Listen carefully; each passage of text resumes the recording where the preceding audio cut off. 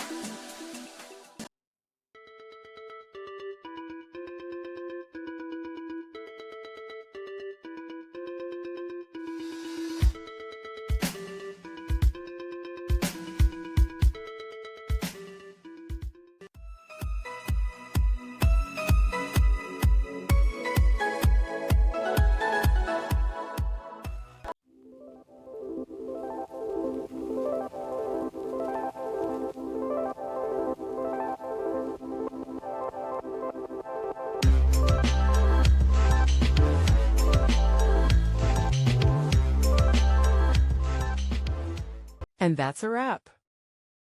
I hope you found the answer you were looking for. If you did, take a second to hit that subscribe button. It really helps out. And let me know in the comments which solution worked best for you. See you next time in the debug zone.